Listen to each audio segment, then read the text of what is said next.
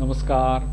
चोखोबांच्या अजून एका अभंगाचा परिचय आज आपण करून घेऊया.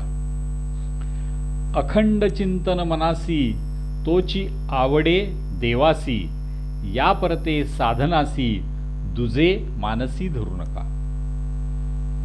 हेची तपाचे महातप, पूजा ध्यान अवघा जप, आन नाही बा संकल्प, नामजप सर्वदा. मग सुखा नाही पार, अवघा देखे जगदाकार, दुजान देखे संचार, आपपर सारिखे. अवघी निवारली गुंती, उडोनी गेली माया भ्रांती, चोखा म्हणे कमळापती, दुजी विश्रांती नको मज. याचा अर्थ असा आहे, मनाने अखंड नामाचे चिंतन करावे, देवालाही तेच आवडते. यापेक्षा अन्य साधनाचा विचारही मनात आणू नका. सर्व तपांमध्ये हेच महातप आहे.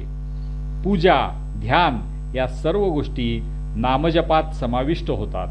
सदा सर्व काळ नामजप करा.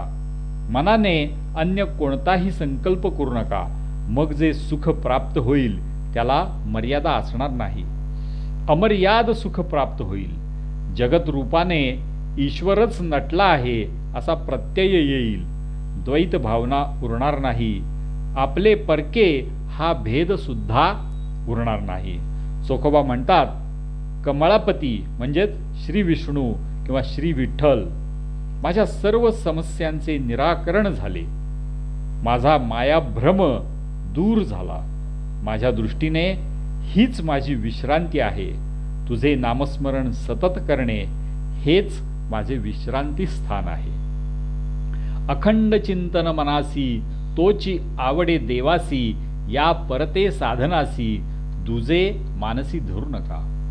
हेची तपाचे महातप, पूजा ध्यान अवघा जप, आन नाही बा संकल्प, नामजप सर्वदा.